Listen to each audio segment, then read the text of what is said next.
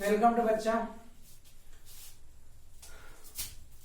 जैसा कि आपको पता है, पहले तो डायमंड केमिस्ट्री क्लासेस ऑफलाइन चलती थी और मैंने विचार किया है कि डायमंड केमिस्ट्री क्लास को आज के आधुनिक युग को देखते हुए ऑनलाइन किया जाए। और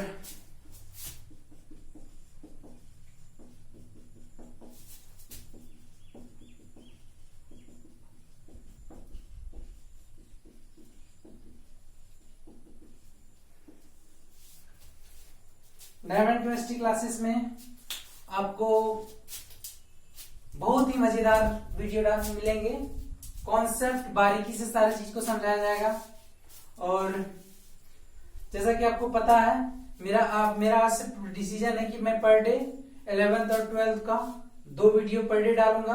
और मेरा थर्ड पार्ट जो बेसिक ऑर्गेनिक केमिस्ट्री, जिसको 11th और 12th मिला के मतलब एक साथ पूरा, मतलब मेरा एक अलग सीरीज रहेगा उसका, जिसमें सारी चीजों को आपको बारीकी से समझाया जाएगा। और आप हमसे इतना, मैं यही बोलूंगा कि आप हम पे भरोसा कीजिए, आपको हर एक चीज का कॉन्सेप्ट अच्छे से अच्छे तरीके से समझ में आएगा और हर चीज के अच्छे समझ में आएगा। चलिए, तो आज मेरा विचार है कि हम ऑर्गेनिक केमिस्ट्री शुरू करें। तो सबसे पहले समझते हैं ऑर्गेनिक केमिस्ट्री है क्या। तो आज मैं शुरू क्या करने वाला हूं, ऑर्गेनिक केमिस्ट्री।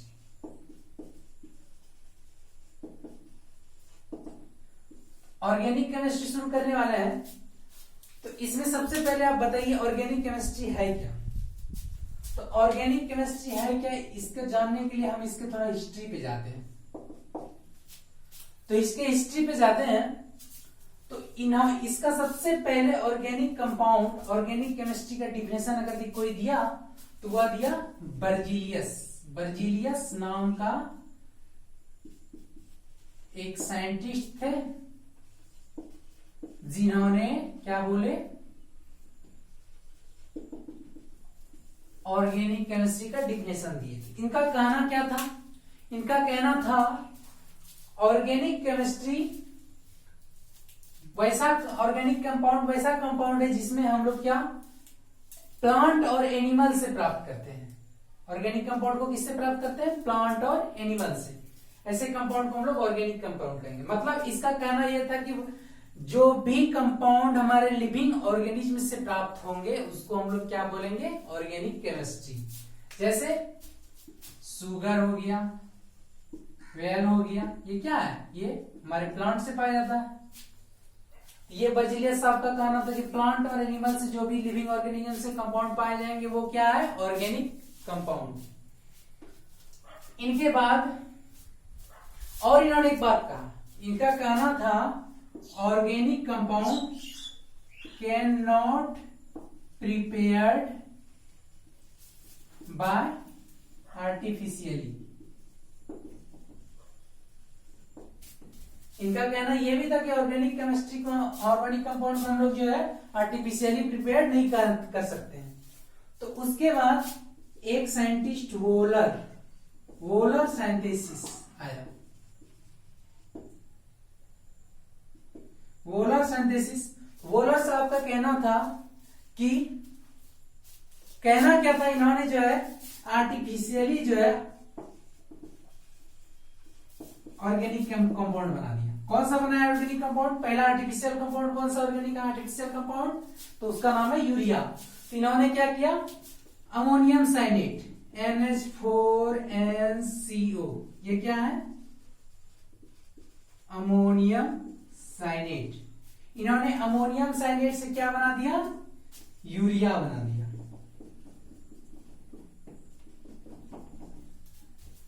ये क्या हो गया, यूरिया। तो यहां पे बर्जीलियस साहब फेल हो गए और वोलर का जो है अलग सिंथेसिस आ गया। वो बर्जीलियस साहब का कहना था कि जो भी प्लांट और ऑर्गेनिज्म से, प्लांट और एनिमल से पाए जाएंगे वो क्या है, वो ऑर्गेनिक कंपाउंड है।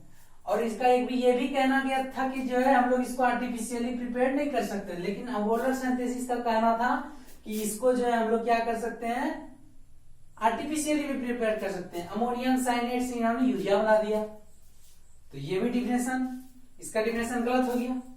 फिर आगे इसकी हिस्ट्री पे चलते हैं, तो आगे क्या हुआ, आगे देखते हैं,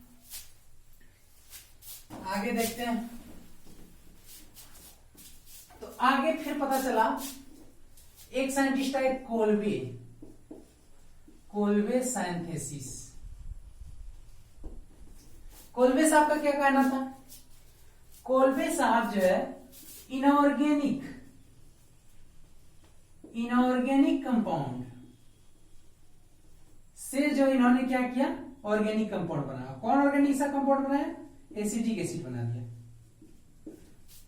अब यहां पर क्या पता चल रहा है कि हम लोग देखे बर्जीलियस साहब ने बताया कि हम लोग इसको प्लांट और एनिमल से प्राप्त कर सकते हैं, और क्या कर सकते हैं, ऑर्गेनिक कंपाउंड को हम लोग आर्टिफिशियली प्रिपेयर नहीं कर सकते हैं। इसको गहरा ठा दिया वोलर सिंथेसिस ने, इसका का ये दिखा कि अमोनियम साइनेट से हम यूरिया बना दिया, पहला आर्टिफिशियल कंपाउंड यूरिया है। तो फिर कोल्बे सिंथेसिस जो है वो क्या किया, उन्होंने देखा कि इनऑर्गेनिक कंपाउंड क्या है, इनऑर्गेनिक कंपाउंड से उन्होंने क्या किया, ऑर्गेनिक कंपाउंड बना दिया। तो ये इसका हिस्ट्री है, तो इस हिस्ट्री को थोड़ा सा जानना जरूरी था। तो अब हम लोग चलेंगे इसका modern definition.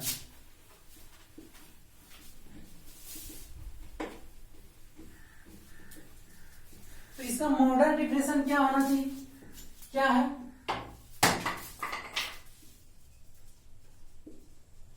Modern definition of organic chemistry.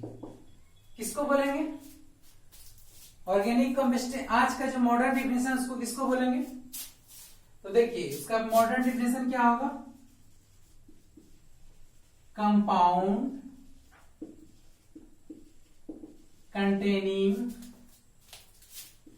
carbon and hydrogen as main element and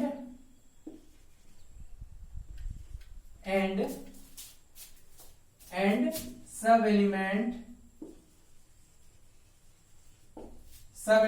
like sulphur, nitrogen, oxygen and halogen. मतलब ऐसा कंपाउंड जिसमें कार्बन और हाइड्रोजन क्या हो, मेन एलिमेंट हो, और सल्फर, नाइट्रोजन, ऑक्सीजन और क्या ये हैलोजन क्या हो, सब एलिमेंट। ये सारा ग्रुप जो, तो इसको हम लोग क्या बोलेंगे, ऑर्गेनिक कंपाउंड। जैसे CH4 ये क्या है, ऑर्गेनिक कंपाउंड है। उसी तरह C2H6 ये क्या ऑर्गेनिक कंपाउंड है। जैसे कि ये CCl4 ये ऑर्गेनिक कंपाउंड है कि इनऑर्गेनिक कंपाउंड है। अब यहाँ क्वेश्चन आ गया कि इसमें तो हाइड्रोजन था मेन एलिमेंट, बट यहाँ पर ये तो क्लोरीन आ गया, ये ऑर्गेनिक कंपाउंड है कि नहीं है। तो अब यहाँ पर समझिए ये CH4 और ये CCl4 ये क्या किया है, ये हाइड्रोजन का रिप्लेस, हाइड्रोजन की जगह पे कौन सा क्लोरीन एटम आ गया, तो है तो वही, तो ये भी क्या हो गया, ऑर्गेनिक केमिस्ट्री कंपाउंड हो गया। मतलब compound containing carbon and hydrogen and derivative of क्या, derivative of hydrogen are called organic compound. तो इसको हम लोग क्या बोलेंगे, मॉडर्न डिफिनेशन ऑफ ऑर्गेनिक। मतलब ऐसा कंपाउंड जिसमें कार्बन, हाइड्रोजन जो कि मेन एलिमेंट हो, और उसके साथ सब एलिमेंट ऑक्सीजन, नाइट्रोजन, सल्फर और क्या हो, हेलोजन हो, तो उसको हम लोग क्या बोलेंगे, ऑर्गेनिक कंपाउंड। ठीक है, ऑर्गेनिक कंपाउंड में इन सारे एलिमेंट को हम लोग पढ़ते हैं। तो यहां तक हम लोग डिफिनेशन की बात था। अब चलते हैं हम लोग जो मेन चीज इसका चैप्टर पे। अब यहां से आपका चैप्टर शुरू होगा, क्या होगा, यहां से चैप्टर शुरू होगा आपका। तो सबसे पहले ऑर्गेनिक केमिस्ट्री का सबसे पहले समझेंगे हाइड्रोकार्बन। क्या समझेंगे, हाइड्रोकार्बन। यहां से आपका ये क्या हुआ, ये क्लास स्टार्ट हुआ। समझ में आ रहा है आ रहा है कि नहीं समझ में, कमेंट करके जरूर बताइएगा आप लोग। ऑनलाइन क्लास मेरा भी न्यू है, पर कोशिश रहेगा आपको बेहतर से बेहतर शिक्षा देने का। और मेरे इस प्लेटफॉर्म में आपको जो है ना कहीं और जगह जाने की जरूरत नहीं होगा, सारा मटेरियल मिलेगा और एक बेहतर से बेहतर कॉन्सेप्ट कोशिश करूंगा देने के लिए। तो शुरू किया जाए अब हाइड्रोकार्बन। तो सबसे पहले समझे कि हाइड्रोकार्बन है क्या। क्या हाइड्रोकार्बन क्या है? तो हाइड्रोकार्बन क्या डिफिनेशन समझिए क्या है। मतलब कंपाउंड कंटेनिंग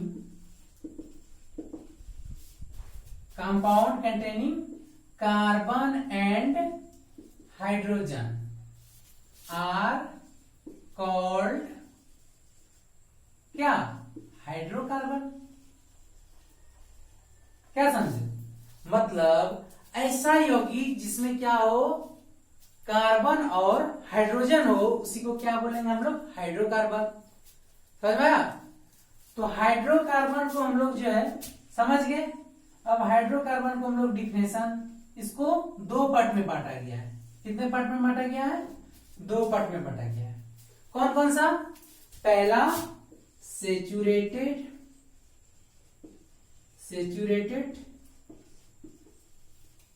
हाइड्रोकार्बन और दूसरा अनसेचुरेटेड हाइड्रोकार्बन। ठीक है, तो समझे सेचुरेटेड हाइड्रोकार्बन क्या है और अनसेचुरेटेड हाइड्रोकार्बन क्या है।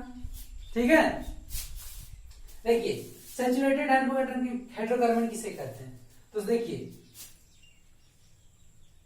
कंपाउंड, ऐसे नहीं, हाइड्रोकार्बन कंटेनिंग सिंगल बॉन्ड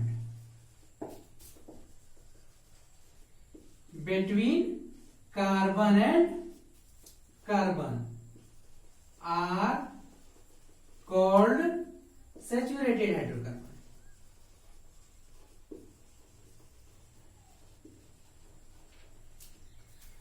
क्या समझे? मतलब कार्बन कार्बन के बीच अगर भी सिंगल बॉन्ड जहां भी मिला आपको देखने के लिए, तो उसको क्या समझेंगे हम लोग? Saturated hydrocarbon. और इसी तरह अनसैचुरेटेड हाइड्रोकार्बन किसे बोलेंगे? तो इसका डेफिनेशन इस तरह लिखिए, hydrocarbon containing hydrocarbon containing multiple bond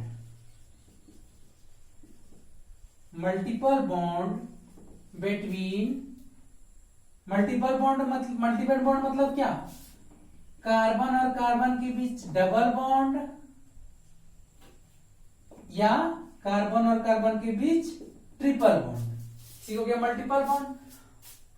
hydrocarbon containing multiple bond carbon and multiple bond between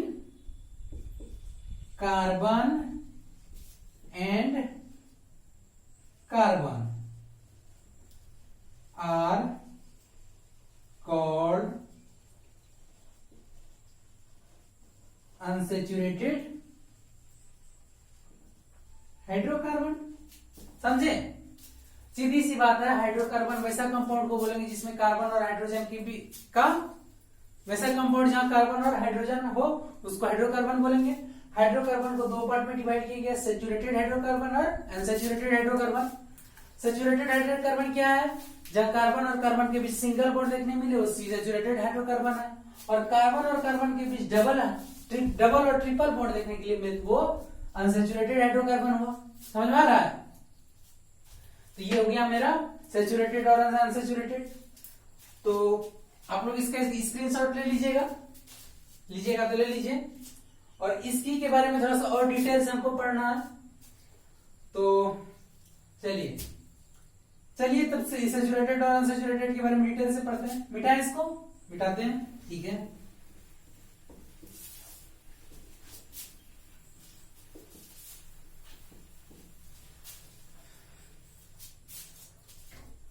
देखिए अब सैचुरेटेड में थोड़ा सा डिटेल से पढ़ते हैं। सैचुरेटेड हाइड्रोकार्बन किसको बोलेंगे सैचुरेटेड हाइड्रोकार्बन? मतलब वैसा कंपाउंड जहां कार्बन और हाइड्रोजन के बीच सिंगल बॉन्ड हो, उसी को क्या बोलेंगे? Saturated hydrocarbon. तो सैचुरेटेड हाइड्रोकार्बन समझ में आ गया। अब समझते हैं, अब इसका डिटेल से समझते हैं। तो सैचुरेटेड हाइड्रोकार्बन मतलब कार्बन और कार्बन के बीच सिंगल बॉन्ड, जहां सिंगल बॉन्ड रहे वहां पर अल्क ANE का यूज करते हैं। जैसे CH4 इसका एग्जांपल हो गया, C2H6 इसका एग्जांपल हो गया। CH4 ये अल्केन हो गया, इसका नाम क्या है? मीथेन। और इसका नाम क्या है? इथेन। बारीकी से सब कुछ समझ में आएगा, आपको चिंता नहीं करना है। अब जहां जो पढ़ा रहे हैं उसको डिटेल से समझिए, और हरे मेरे क्लास में आपको A to Z हर एक चीज का कॉन्सेप्ट और क्लियर से आपको समझ में आएगा, तो इसलिए कोई घबराना नहीं है। तो इसको बोलेंगे अल्केन, इसको बोलेंगे अल्केन के अंतर्गत में आता है ये मीथेन और ये इथेन। तो इसका जनरल फार्मूला क्या होगा? जनरल फार्मूला, इसका जनरल फार्मूला क्या हो जाएगा बताइए? CnH2n+2। क्या समझे? जनरल फार्मूला हो जाएगा इसका CnH2n+2। अब यहां पर n के जगह में अगर यदि हम क्या रखेंगे? 1 रखिए, तो C1H2n+2 H4 हो जाएगा। तो 1 को नहीं लिखते हैं, तो ये हो गया मीथेन। मिथ क्या है? मिथ एक कार्बन को मिथ हो गया, यहाँ पर कार्बन और कार्बन के बीच डबल बॉन्ड है, इसलिए इसको ANE लिखा है मीथेन। उसी प्रकार का 2 रखेंगे तो C2H6 होगा, ये हो गया मेरा इथेन, मीथेन इथेन। तो ये हो गया तो आपका सैचुरेटेड हाइड्रोकार्बन। इसमें क्या हमको पढ़ना है? कार्बन कार्बन के बीच सिंगल बॉन्ड के बीच में। अब पढ़ते हैं अनसैचुरेटेड हाइड्रोकार्बन।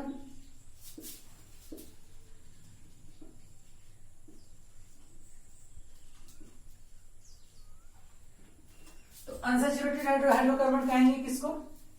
मतलब इसमें कार्बन और कार्बन के बीच में डबल या ट्रिपल बॉन्ड हो, उसी को हम लोग क्या बोलेंगे? Unsaturated hydrocarbon.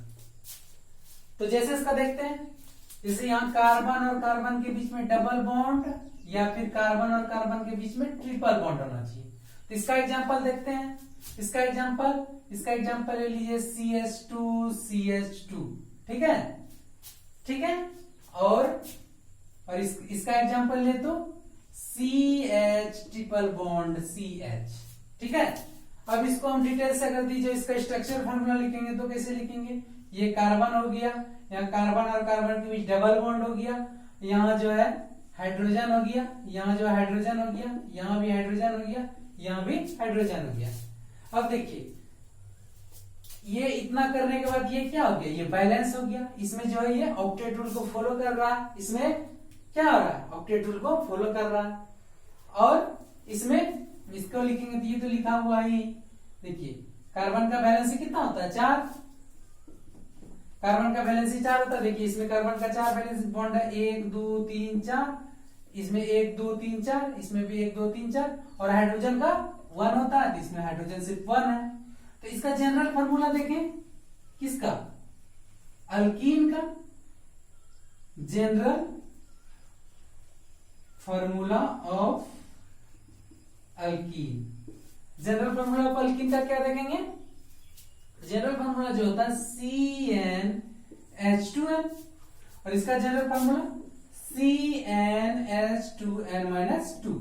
अब यहां पर बढ़िए, अगर यहां कार्बन के जगह में 2 रखेंगे तो C2H4 हो गया, कार्बन के जगह में 3 रखेंगे तो C3H6 हो गया, उसी तरह C4H8 हो गया। इसका सबका नाम अलग अलग होगा।